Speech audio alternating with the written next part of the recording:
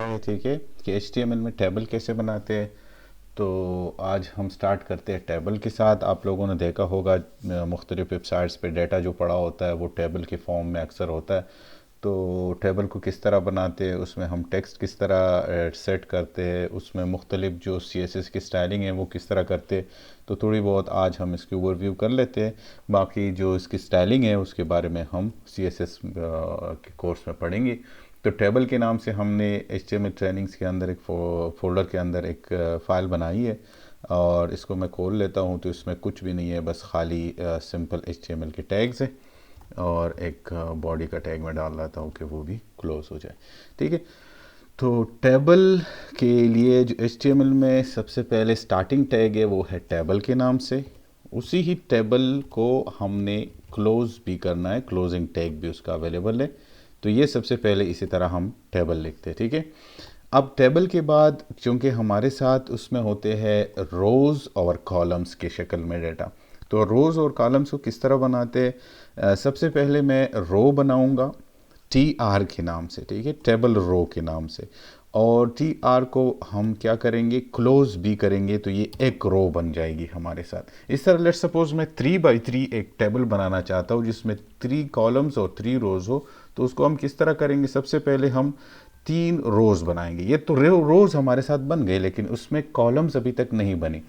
अब हर एक ओपनिंग और क्लोजिंग रो टैग जो है इसके अंदर हमने कॉलम्स के टैग्स डालने हैं।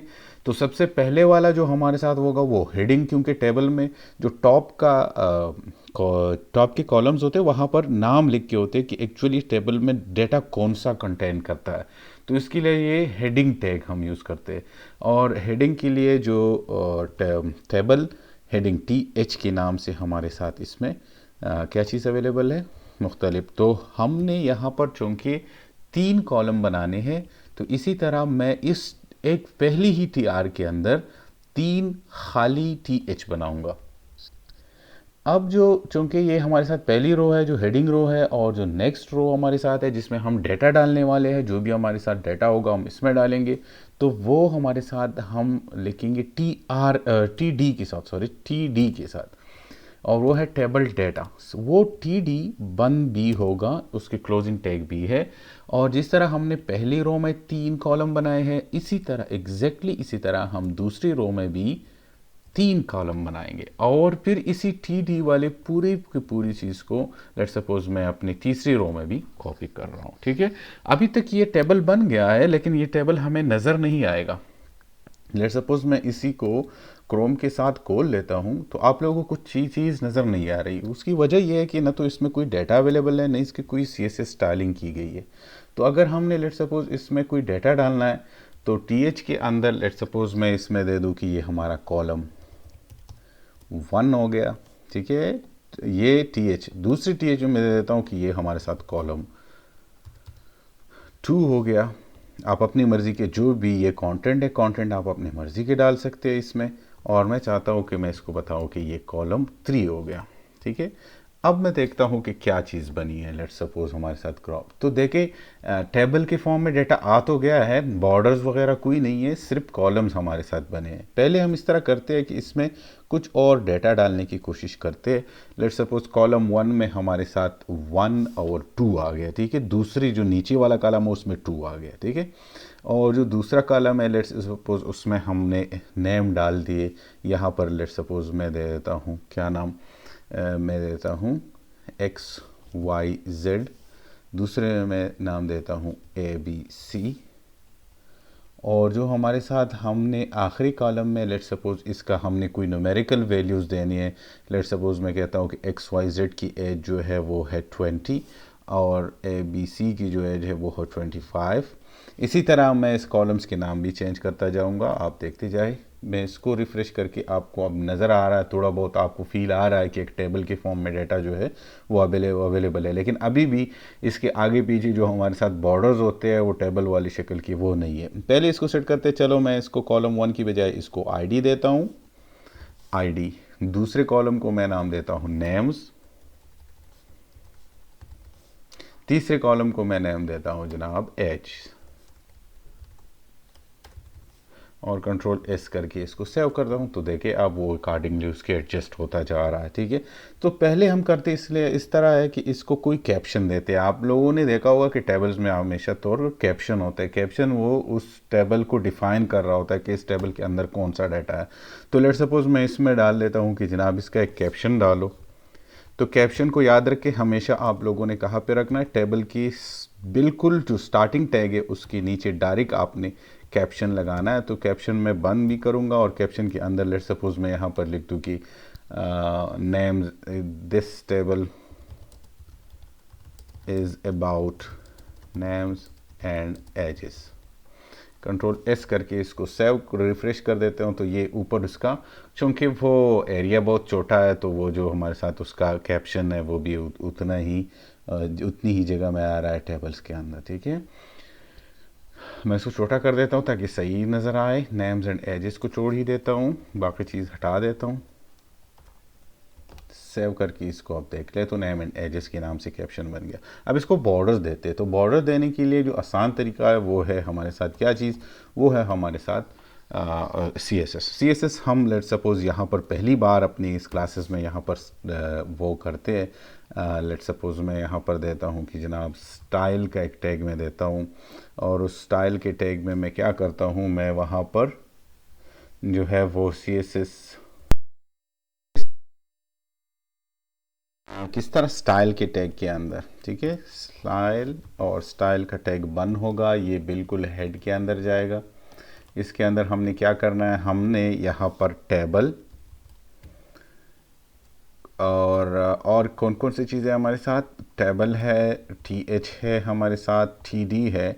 सब के लिए हमने क्या करना है, सब के लिए हमने CSS डिफ़ाइन करना है। तो इसके लिए जब मैं CSS डिफ़ाइन करूँगा तो मैं इसको कहूँगा कि जनाब इसका बॉर्डर रख दो और ये बॉर्डर जो हमारे साथ होगा वो 1 पिक्सल का रख दो और ये जो है सॉलिड रखो और इसको जो ना ब्लैक उसका कलर होना चाहिए, ठीक है। चलो मैं इसको इस तरह सेट करके देखता हूँ कि क्या हो गया। अभी तक ये अप्लाई नहीं हुआ।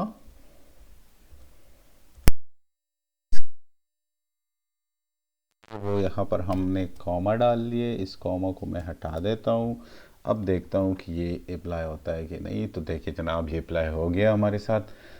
ये हमारे साथ टेबल के इर्द गिर्द जो है वो बॉर्डर्स भी बन गए, ठीक है। आप उसके अकॉर्डिंगली इसकी उसको बड़ा और छोटा कर सकते हो। जो एक दूसरी चीज़ है, लेट सपोज़ मैं चाहता हूँ कि मैं इसमें क्या करूँ, मैं इसकी TH के लिए एक अलहदा सी स्टाइलिंग करता हूँ और TH में मैं कहता हूँ कि बॉर्डर स्पेसिंग या पैडिंग जो है हमारे साथ वो बढ़ा दो। तो पैडिंग को मैं रख देता हूँ जनाब, मैं इसको कहता हूँ कि ये 5 पिक्सल कर दो। अब देखो पैडिंग्स को थोड़ा बहुत आप लोगों को समझ आना शुरू हो जाए। पैडिंग ये होता है कि बॉर्डर और इसके अंदर जो कंटेंट्स है उसके दरमियान कितनी स्पेस होगी। तो ये 5 पिक्सल हमने दे दिया, तो देखिए ये बीच में से इतना स्पेस इसने छोड़ दिया है, ठीक है। और इसके अलावा लेट सपोज मैं जो चाहता हूँ कि ये टेक्स्ट जो है वो राइट पे अलाइन हो जाए, लेफ़्ट पे अलाइन हो जाए, क्योंकि नॉर्मली ये सेंटर ही में होता है। तो मैं इस टेक्स्ट को अलाइन करना चाहता हूँ लेफ़्ट साइड पे, तो ये लेफ़्ट साइड पे अलाइन होगा। लेट सपोज़ मैं इसको लेफ़्ट लिख देता हूँ और देखता हूँ कि क्या होता है। तो ये टेक्स्ट लाइन सेंटर है, लेफ़्ट है, ठीक है जनाब। इसको देखते हैं और कंट्रोल एस करके इसको सेव कर देते हैं। तो ये होना तो ये चाहिए था कि ये TH के लिए वहाँ पर चला जाए। ये है वो इस तरह है कि अलहदा-अलहदा नज़र आ रहे हैं। तो बॉर्डर को क्योंकि एक ही सिंगल बॉर्डर बनाने के लिए हम यूज़ करते हैं जो हमारे साथ प्रॉपर्टी है बॉर्डर डैश कोलैप्स की। और इसको मैं let suppose border slash collapse को मैं कर देता हूँ कोलैप्स और उसके अंदर हम क्या डालते हैं, स्पेस। कंट्रोल एस करके इसको रिफ़्रेश करते हैं तो देखिए जनाब वो सिंगल उसका हो गया। जो हमारे साथ जो टेबल है वो उसके बॉर्डर जो है वो सिंगल लाइन की हो गई, ठीक है। तो ये हमारे साथ टेबल्स की कुछ अच्छा एक और चीज़ मैं आपको बता दूं, अक्सर टाइम इस तरह होता है कि हम ये कहते हैं कि ये जो नेम और एज है इसके बीच में वो ये बॉर्डर नज़र ना आए और बाकी की दरमियान में बॉर्डर नज़र आए।